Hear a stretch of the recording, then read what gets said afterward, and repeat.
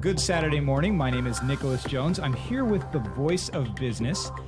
You can go over to voiceofbusiness.com to be able to view any of my past episodes, as well as going to your podcast device of choice and downloading my podcast for your viewing, quote unquote, pleasure. I'm here today with Millie Hilgert. She is the owner of Repop. It is one of my favorite stores in downtown Boise. Actually, it's one of my favorite stores, period. Nice. Now, I love, because your store is original. Like, I remember going in and the green screen situation you have going where I could sit in the chair and be on the Star Trek Enterprise. That's fantastic. Made my day. And that is actually a fun way to get your name out there too, because literally the first thing I did was I posted it on my Facebook and was like, and tagged your company. And so you've got some ingenious things you've got going, and clearly a large degree of expertise in the field of pop culture. Is that really what is pop culture? Repop? Like what? Let's just jump into it. Let's talk about your business, Repop. So tell me real quickly, what is Repop? Repop is Idaho's fandom and pop culture headquarters. Basically all sorts of gifts that are inspired by pop culture. We've got over 40 local and regional artists that have work in the store, and we really create an experience for customers as well, so that they can come in and, kind of escape and enjoy you can definitely escape. Yeah. Oh, you got a whole full-size TARDIS.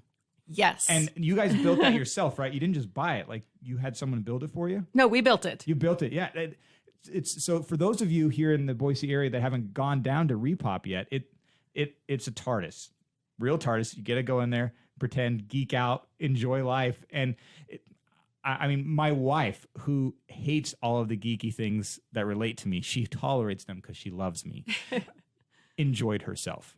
You've got a little hobbit hole. You've got, the Dungeons and Dragons theme going upstairs a little bit. Like, you've got everything that you want to have in a little getaway, and just fun little gifts. Yeah. What we've really tried to do is create an environment where you can have experiences.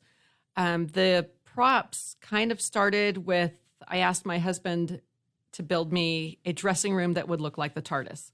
So in my mind, I was picturing 4 old doors painted blue, and he's a bit of a perfectionist. And he literally built the TARDIS. So he went online and found the exact measurements for the TARDIS, the 11th Doctor's TARDIS to be specific, and had to create it screen accurate. So it is a full-scale screen accurate 11th Doctor's TARDIS. So the thing that you've captured really well in your location are little gems of memories. When my wife and I were building a house, they were talking to us about, what kind of door do you want? You get to pick your door color. And I was like, I know exactly what color door I'm going to get. And so I Googled, what was the TARDIS's color, and we found out it was honor blue in Sherwin-Williams paint, and painted the whole door that, and they're like, well, what door do you want? And so I was like, well, I want this door. And my wife's like, yeah, sure. And so I got a door that had like all the little things with the like the TARDIS does, like like the door literally is the TARDIS door. And so like my wife was all for it, and I was like, yes. And came around for Halloween, and I just put we were decorating our house, and I put a Doctor Who sticker on the front. And shortly thereafter, we were at your store. And my wife doesn't know anything about Doctor Who.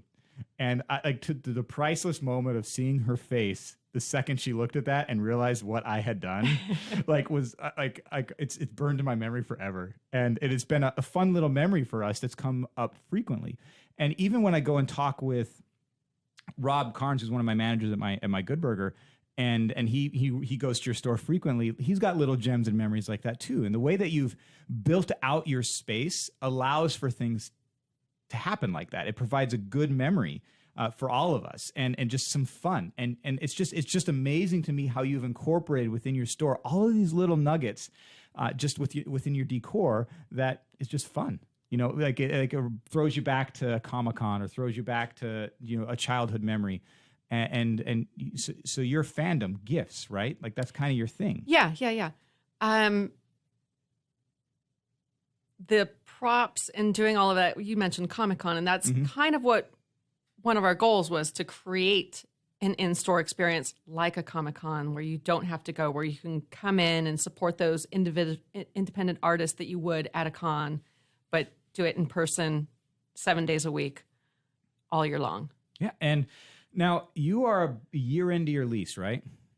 What's that? You're a year into your lease for the downtown location? Yes. About that? Yes. And so you've been around for how long, though? Because you just moved downtown. We've been around as Repop for just over 5 years. Okay. We just had our 5th birthday. And State Street was where you had started off yeah, on State Street. as Repop. We started on State Street. We were there for 4 years. We outgrew that space and then moved downtown. And then hashtag 2020 hit. Oh, yeah. Yeah. And that's been devastating for all of us. I own a game store and not too far from you in the same area. And I realize how crappy it is. Yeah. Stink. You know, we've got silver linings, though. We didn't have e-commerce before and you've moved the pandemic. on to e-commerce, correct? Yeah. My husband likes to joke that I worked harder those first few weeks of the quarantine than I ever have, because I spent every waking moment working on the website and getting photos taken and product descriptions listed and getting everything online so that we could have e-commerce. And I'm in the same boat with you. I've really never focused heavily on e-commerce because that's really not what I was. I was just a destination store where people come and you know, I did online marketing, but I wasn't set up for online e-commerce. And same thing with you. The second this happened, I was like, crap, I got to get something going. And we on our side, we focused on providing local delivery. And that's actually been really good for us. You know, end of the day, you know, people put in their orders. They're like, oh, hey, I want to get this and this. Is okay. Well, when my team members are done, they just grab the stuff and drop it off, you know, and they get some tip money and you know, or a little extra from me into their pockets, and they're happy, and we're getting delivery done. Have you stepped into the delivery world? We've done a little bit of it, a little bit of delivery, some curbside pickup, but what I think our main focus has been able to do to focus on broader audiences. So we've been able to ship things all around the country. Yeah, you see, same thing here. I've had some people in Utah and Arizona that buy some stuff, and I was like, what? Like, how did you even hear about me? And the glory of Facebook advertising, right? Yes. You know, you hit them up, and it's been an enjoyable little process. So let's talk a little bit about the move. So for those who aren't quite familiar, State Street is, if we were looking on a map, more boonies related compared to central downtown hub. Like, I've got a Good Burger that's literally on the same street as yours. And the only reason I heard about you was because I was walking to Good Burger and I saw your store and I was like, oh my goodness, this is heaven. I have to go in here. And so what motivated the move to go downtown? Well, State Street gets a lot of traffic, but that traffic is traffic that is going by really Drives, quick. Yeah. So cars. No matter what we did on State Street, trying to get people in was really difficult. We went to all of the local cons. We would have a stormtrooper waving at traffic. No matter what, it was an ongoing, continual challenge. And then we also had outgrown the space on State Street. We were really ready for something bigger and better. So we started looking. And, you know, as things happen, when you just put your feelers out and keep looking, things kind of fall into your lap. And we saw the space that had formerly been the Trip Taylor bookstore was available. There was a sign in the window. It wasn't advertised anywhere. There was a sign in the window. People had the lease but wanted out of their lease. So it had been vacant for a good year. And the company that was supposed to move in and start a business never did. Well, so, good for you. Yeah, that's a good location. It was perfect. It's got great character. We were able to go in and just brighten up the space. We took the staircase and did a little nod to the used bookstore that had been there with creating book spines all the way up the staircase. Part of our criteria when we were looking at space was we needed a ceiling tall enough for the TARDIS. That's really not a common thing to have a ceiling that's over 11 feet tall. So we were able to accommodate that. And, you know, it's just a great, great space. It is a fantastic space. You're listening to The Voice of Business with Nicholas Jones. I'm here with Millie Hilgert, who is the owner of Repop. We'll be back after a short commercial break. Welcome back to The Voice of Business with your host, myself, Nicholas Jones. As a reminder, head over to voiceofbusiness.com. You can listen to any of our past episodes, as well as you can find me on Facebook and reach out to me there. I'm here with Millie Hilgert, who's the owner of Repop in downtown Boise, which is, what's your value prop again? What's the definite, like, you fandom, right? I mean, I don't want to mess it up for people, so. Fandom and pop culture. Idaho's fandom and pop culture headquarters. Which it really is. In fact, very limited gem, because you're really the only one that really is digging into that. If we're doing a competitive analysis, there's a couple others that are doing it, but you've hit it on the nail. You've executed it very, very well. Oh, thank you. And what I want to talk about specifically right here is a little bit about what's something called a value proposition, right? So why do people buy your stuff? And how do you communicate that with the people out there that are going? You've done very well in executing the look of your space, things that can trigger little memories. Comic-Con, for example, that was your goal. You're like, hey, we're going to make it look like Comic-Con. You go into a little mini Comic-Con. And you've done really, really well at that. And you also have pretty much any product that I could think of that I'd want. Go in there to get a fan art gift. You've executed the space really well on how you lay it out and how you convince people to come in and partake of the gloriousness that is Repop. What would you say? Why do people come to you to buy? Like, so we know you're the fandom. Is it just, have you targeted them just coming in and buying gifts, or have you focused on providing them an experience? Like, what's kind of the focus on why they buy something called a value prop? I think a lot of that has to do with the emotion. People come in for happiness. You know, they come in for entertainment. They come in for the experience, and the feeling that they get when they have those experiences and get a chance to do a green screen photo op in the Captain Kirk chair or take a photo in the Stranger Things couch. They want something to kind of commemorate that. Either that, or they're coming in because they've got this really nerdy brother that they need a gift for, so they'll come in because they know that's the place to find it. And these pictures they get to take, it's free. Yeah. They just come in, snap a picture. And I remember when I went, I think I didn't buy anything that time. I literally came in because, like, this is amazing. And you're like, sit in this chair. I'm going to take a picture. You can be on the Enterprise. Like, yes. And there was no purchase, no price. And so you're providing that experience where people can just come by and they're like, hey, let's go take a picture at Repop real quick, getting that exposure out there. Yeah, absolutely. That's definitely something that we offer, is the photo op and the experience of coming in and putting yourself in the TARDIS or going to the Shire in front of the Hobbit hole. Yeah, and so so for the business owners that are listening, has that provided you a noticeable increase of traffic, like that specific experience that people get to come, that Comic-Con-y type of experience, or is it just something you just want to provide out of the goodness of your heart? That's an interesting question. I don't have anything to compare that to, because it's always been our business model to have an experiential site where they can come in and do the photo ops or check out the TARDIS, and we're always creating new things. So you've naturally fallen into something just by happenstance and just your own natural drive that other business owners actually have a trouble grasping, is that experiential thing. Because yours and mine, so I own a retail store, you own a retail store. Our competition is the ability for people to order something while sitting on the toilet.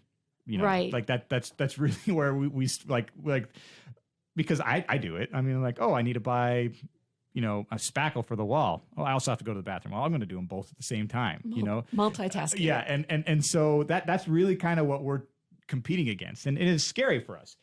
But the thing is that, we can compete reasonably on their pricing, but we can't compete on that convenience from that standpoint. And so we compete in other ways. Now, same day, here you go, but pretty soon they're going to be able to order something and get it from a drone 2 hours later. So really the question is what do we provide? What do you provide that those larger conglomerate that's trying to take over the world and succeeding? Right. What is experience? For us, it's the experience. Yeah. And that, I was kind of feeling really confident in my business model until COVID hit. Well, it was like, okay, great. We don't have to worry about Amazon. We don't have an online presence, because we've got this great experience and people are going to come in, and with the experience that they're having, they're going to want to get something to commemorate it. It's okay. They're going to see something that they love. They're going to see this original art that they can't get online, that they can't order on Amazon because it's a unique, one-of-a-kind thing that a local artist has created. So we were pretty confident in not having to go online. And then when COVID hit, we created our website. So our next step is to create some of that experience online. See, that's good. Yeah. We're not there yet, but we've got ideas. So a couple of people that I've had on my show and we've talked about, they've shared some pretty interesting models and approaches that they've done to create that online experience. Because, experience, that's really kind of our only thing we have to compete, is that they come in, they can ask us questions, and we can be the expert for them. What they've done is they've created an online show, for lack of a better term. Now, they don't have many people who view it right off the go live or anything like that, but they're like, hey, we're going to do an online Comic-Cons type of thing for you, or like a Rediscovered Books. What they've done is they have a book signing, quote unquote, where it's online and you can listen to the person talking about the book exclusively through them. Yeah, they've done a great job with that. They've done fantastic, yeah. and they've also helped me a lot by putting bag stuffers in there, and because they had the online presence down pat, and so I went to Bruce and I was like, I don't know what to do, and he's like, oh, do this. I was like, okay, cool. I'm going to pretend like I knew that the whole time, and so because the fact that you're going down that route. That's exactly where you need to go, right? I mean, because you can have a little pop-up on your website, a YouTube channel, all that type of stuff. You may not get many views, but what it does is it increases your brand authority, for people to, because this COVID is going to go away in, 10, 15 years? Like, we can only hope. Yeah, we can only hope. So it's going to go away at some point here, and hopefully we're going to get a vaccine. People are going to be a little bit less freaky out about it. People stop dying, get this all taken care of. And we'll go back to some semblance of normal, and whenever that comes, people like you who are positioning themselves really, really well. I mean, nobody knows their business. Like I thought my business model was great. I was like, I provide people something they can't get online. I have all this stuff. Everything's great. Whether it be my restaurants or whatever vertical I have in my little tiny entrepreneurial businesses, I thought we're good. And then, lo and behold, oh, wait, there's such a possibility of a pandemic happening that shuts down our entire economy. I mean, this is the first time in the history of all businesses that we had hairdressers get shut down. Like one of the most recession-proof businesses of all time, gone. Right. Like, it's like, okay, that's scary, and we as a community really need to band together, which is partially what we're doing with this show, is to help people understand. And you've had some very interesting approaches that you've taken on within your store that I like and I admire. And so let's dig more into this value prop that we talked about. Okay. Right. So your value prop that you're saying is that you're delivering an experience for people to where they can come in, have a mini Comic-Con. They can get their picture for free in many different types of settings: Hobbit hole, TARDIS, a Stranger Things couch, a green screen in the back for the Enterprise, and just take a picture, you send it to them, and then they've got it. And you've got all of these beautiful gifts that are assorted and out there. So your value prop is experience. Come in, have a mini Comic-Con, and get a gift while you're there too if you want. That's reasonably priced, actually. Like, I mean, you're not raking them over the coals whatsoever. Because I did a price check too, because I always like to do that because I don't want to have someone come on the show and then, send them in a way to either learn and talk about your business or to discuss whatever happens and go and buy something. And then for me to realize, oh, you're overpriced, because you're not. Like, you have things they can't get anywhere else. And even those things that they can't get anywhere else, they're actually really reasonably priced. And I was actually really surprised by that. And so I want to talk a little bit about your coordinating with the community. Yeah. And so you said that at the beginning of the show you had 40. Over 40. Yeah, we've over added, 40. I think, 3 or 4 since the pandemic. Okay. So and so let's talk a little about what they provide for you. Like, what are you selling that they have? Oh gosh, we've got prints. A lot of artists with their prints. Some of them also do stickers. We've got artists that do T-shirts. We've got glassware. We've got jewelry. And all these jewelries, they're all pop culture themed. They're all pop culture inspired. We also have a lot of snark. which, and anything that makes me laugh, I'm sold. Yeah, we'll take it. And then we also have local and Boise flavored items. So things that reflect a Boise feeling. If you can mix the pop culture and local, that's totally our game. Like we've got Happy Little City of Trees t-shirts by a local artist with a Bob Ross Boise logo mashup. It's fantastic. And how, like, do these artists come to you, or do you seek them out? Are you at a show and like, oh, I like this, and then both? Okay. Both. Yeah. We've had artist inquiries through our website or through our Facebook page, and we're always happy to take a look if they fit with our aesthetic and it's not something that directly competes with an artist that we already have. Then we're open to, taking a look and seeing if it's a good match for us. But we also have gone to Comic-Cons or local art shows and seen people's work and say, hey, are you interested in selling in a retail space locally? What about like the local Comic-Cons that they have going on? Yeah. Do you set up a shop there, like a little booth in there? Oh, yeah. Yeah, that's been a great way for getting the word out that we're in the community. And good. And so we're going to want a short little commercial break, and I want to talk a little bit more about that here in just a second. So you're listening to The Voice of Business. My name's Nicholas Jones, and we'll be back here to talk more about Repop in just a little bit. Welcome back to The Voice of Business. I'm your host, Nicholas Jones, and I'm here with Millie Hilgert, the owner of Repop. And your location, you're located at the corner, like near the 10th on 10th Street, right? So on 10th between Bannock and Idaho. Okay, and what's your website? It's repopgifts.com. Repopgifts.com, and you're located on 10th Street in downtown Boise. Do you have normal operating hours Monday through Sunday? We're open 7 days a week. Our current hours are 11 to 6 Monday through Saturday and 12 to 4 on Sundays. Okay, perfect.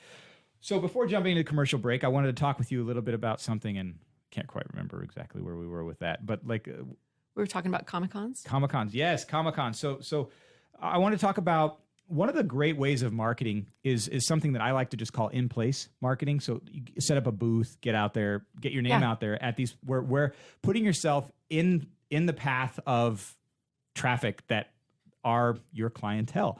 And people going to Comic-Con are going to be people who really do fit into the demographic that you're looking for. These people who want these nerdy, fun, fandom type of pop art and gifts. Let's talk a little bit about getting your booth into Comic-Con. Are we still doing Comic-Con in Boise?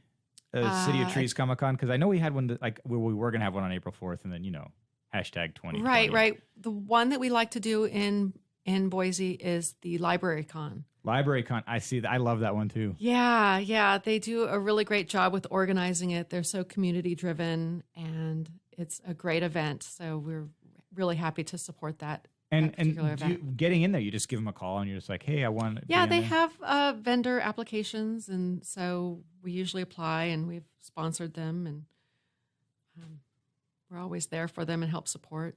So how do you set up your booth? Like, what goes into building a booth? I mean, we don't have a visual presentation that we can give to our audience right now, but let's talk about the process that goes into setting up a booth for something at the Library Con. Yeah. Well, I have a lot of history of setting up artist booths.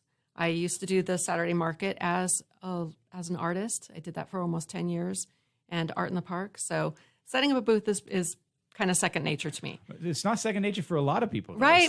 So, what's the theory behind setting up a booth? The theory behind it is some really key things when you're setting up a booth is that you want to be visible from far enough away. So you do need a banner and something behind you that's going to really appeal. You need some color and some vibrance. So tablecloths, great to have your team in coordinating outfits so they're identifiable as somebody who is a representative of your brand.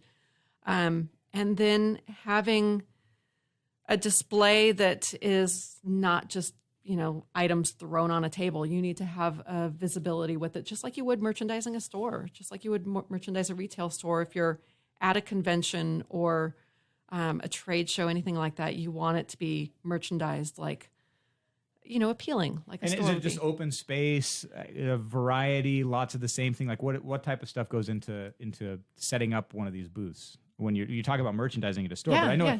I know in my store I have like stuff just packed into there in a nice organized manner. Right. But in a booth, do you do that, or you have like a featured product that you're looking to? It really depends on the event, but when I go to an event like a Comic-Con, I do try to bring kind of a cross sampling of things that we would have. I don't always bring a lot of the independent artist work because a lot of times my artists will also have their own booth there. And you don't want to compete with I don't them. want to compete with them. No, I want to be able to showcase them. So I will have some of their cards available if I do, to be able to say, hey, we've got, go check out this artist too. If you like that item, you're going to like their work as well. And so basically you're creating somewhat of a community, I guess, because you're not competing Absolutely. with them. So you're participating in a community and you're being a good player in that community. Yeah, well, I think, fandom and pop culture, it's all about community. Mm-hmm. The word fandom derives from kingdom or community. So we like to, be a place and a business that is welcoming to all of those nerdy introverts and have them have a place where they can come and suddenly open up. And they're like, oh my gosh, this is my new favorite place. It is my favorite place. Like, you're my favorite store downtown, other than my own, because, it makes money for me sometimes. But like, I love yours specifically because it just blows me away. Like, your store puts everything that I've done, it pales in comparison. Like, it's out of my league. And a lot of the reason why I realized that, I've kind of thought a little bit about, like, why is your store so much better than mine? First off, you know your material way better than I know my own. And so, like, that aids to it, because I just feel like you're just this repository. I just ask anything and you just pop it right out. No, I rely on my team for a lot of help with that too. You got a great team too. And I'm just thinking, what is this? And it's laser focus. And I'm realizing that this is your focus. Like, this is not only your baby, but it's really what you're dedicating everything to. And there seems to be a passion there. Like, you really love this. And it's more than just money. Like, you're not focused on money necessarily with this. You have to make money. Like, let's be honest. But your focus really is, it looks like passion, providing something for the community, even talking about your value proposition where you're talking about experience. And that's really, in my mind, what I've seen is where success can come from. Hard work is essential. Smart work's essential. But when there's no passion, it doesn't work. And so tell me about your background. Like, what led you to Repop? Oh gosh. I actually have a background working for a luxury cosmetic company. And interestingly enough, that you've hit on something that a mentor had said to me, gosh, like 25 years ago. Passion and success are synonymous. Mm-hmm. And I think that is part of our success, is that we're following our passion. So my background, I worked with a luxury cosmetic company. I did corporate training. I was an account coordinator where I managed $1 million stores and territory all over the Northwest. And when we moved to Boise about 15 years ago, it was time to reevaluate. And I went back to my roots as an artist. And when I did that, I had a booth at the Saturday Market where I created. And how long did you have this? From what year to what did you have this booth? Oh gosh, 2006 to right before I started Repop. So about I did both for a good year. So about 4 or 5 years ago, okay. I stopped doing the market. 2016-ish. Yeah, something like that. And so I went back to my roots as an artist, but the artwork that I created jewelry and accessories that were all pop inspired. Mm-hmm. So pop culture and pop art has always been at my core. And retail is in my blood. My mother worked retail, my grandmother worked retail, and so it just is something that all came together. And having a retail store was always a dream of mine when I did the market and when I did art in the park. And I created my booth to be just like a retail space, like a store. People would come in all the time and ask me, do you have a store? Do you have a store? And so is that what made you take the leap? Like what led to a booth, maybe a hobby, to passion, to an actual functional business in a retail setting? Well, I had moved my studio out of the basement into a commercial space, a little space on Orchard, and people would wander in and ask, is this a store? And so finally I said, okay, it needs to be a store. And at that point, I invited a lot of my artist friends who had things that matched my aesthetic to come in. And we opened a little store in the front of it. And when the lease was up there, I knew it was time to go big or go home. And that's when we found the space on State Street, which was, I want to say, like 4 times the size of the little spot on Orchard. And we just kept growing and building and until we outgrew that space and needed something bigger and better. And we knew that downtown was the place we needed to be. That is the place. The foot traffic is there. What I heard you say is something that I find to be very common among businesses that have transferred from a little booth setting into a retail setting. You talked about your artist friends. Yes. And its network. And that really is key, is having a network of individuals, because they can help you go to the next level. Because if we look at a blank canvas, I mean, what am I going to put on the blank canvas? And we look at retail in a very similar manner. It's like, what am I going to put on these shelves? What am I going to put here? But being able to have your network of people step in and say, hey, we're going to be opening something, doing something big, like the network. I mean, did that help? Did that artist network help? Well, yeah, absolutely. And having so much fantastic local talent and being able to feature them and showcase them has been really, really huge. Mm-hmm. It's creating more of a community with them as well. I'll bounce ideas off of them and say, hey, customers are asking for something from this fandom. Can you create something? And it's just this really great synergy between the customer desires and what the artist can create. You're on spot. You're doing it well. This is the Voice of Business that you're listening to. I hope you're all having a great Saturday morning. We'll be back after a short commercial break to talk more with Millie Hilgert and about Repop. Welcome back to Voice of Business with Nicholas Jones. Again, you can head over to voiceofbusiness.com. You can also find us on Facebook, and I'm here with Millie Hilgert about Repop.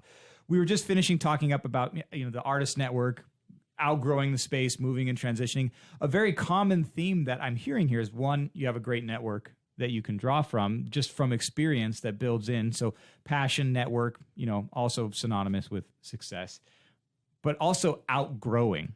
And I feel like you're taking natural steps from what I'm hearing about your little journey.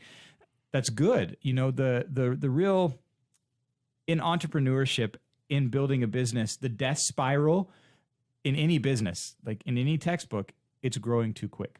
Because if you don't have strong enough feet underneath you and you grow, one little thing like this apocalypse that we're having can completely destroy you. Yeah. And I mean, now this is a little bit bigger than any little thing. I mean, they shut down the entire economy. So it's a little bit bigger than that, but you have to be ready to be rocked. You got to be ready to do this. And you've mentioned you had your thing on Orchard Street. You outgrew that space and you realized it's time to go big or go home. You went to State Street, ran it there for 4 years. Wait, you're outgrowing that space. So now you moved into the mecca of downtown Boise. And have you noticed any different approaches that you've needed to take when you've gone from having a stormtrooper outside waving a sign, pointing people to come into your store, to downtown?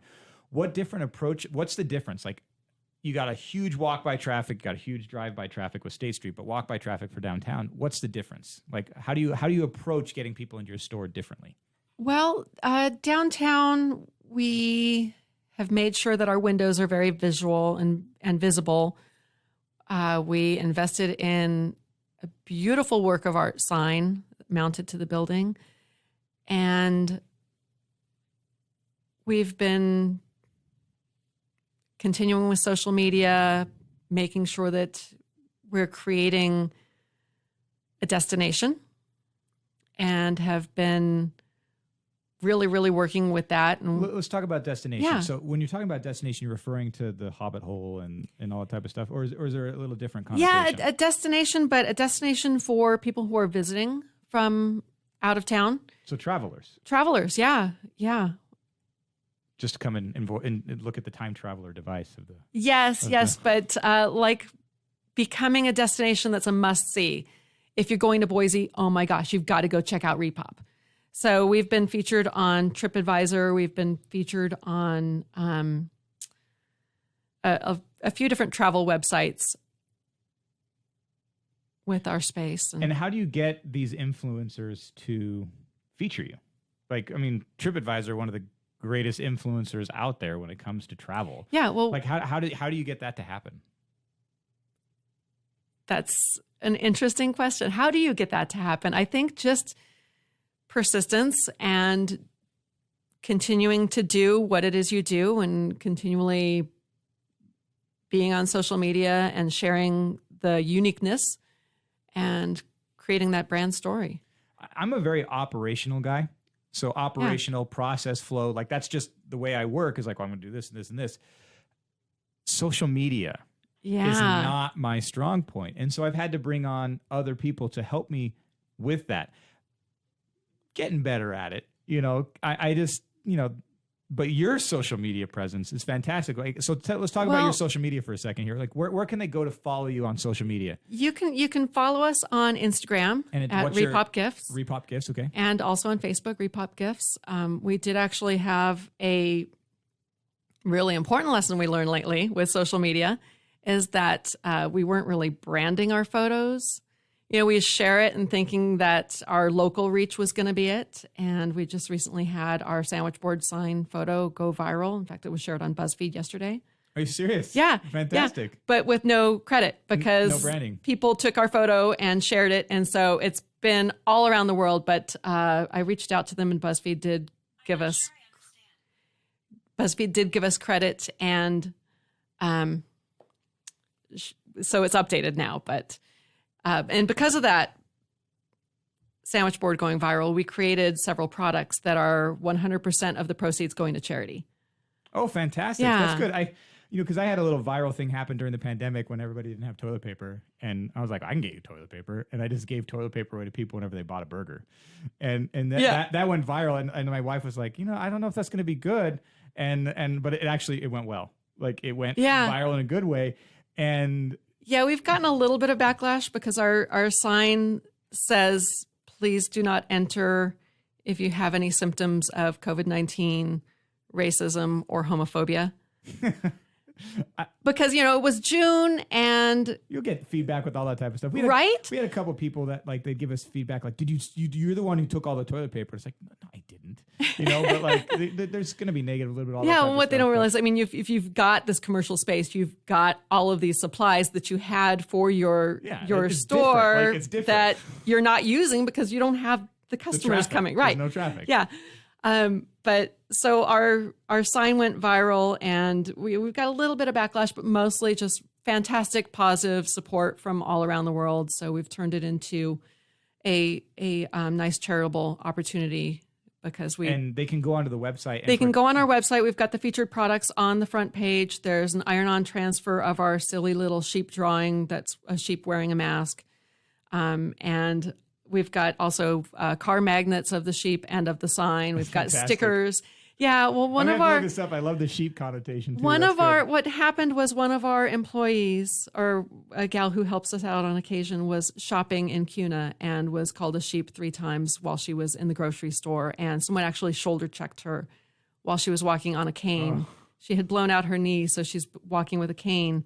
And I mean, I just couldn't believe it. So you just like, fine, whatever. I was like, fine, I'm in your face. I'm putting this little sheep on the sign, and people are loving it. So it's ridiculous and silly, but it's good. I mean, like it's stuff like that really just comes like, fine, whatever. Here we go. Let's go at it. Like people make fun of my hair all the time because my hair has 800 cowlicks in it, and I can't have a normal hairdo.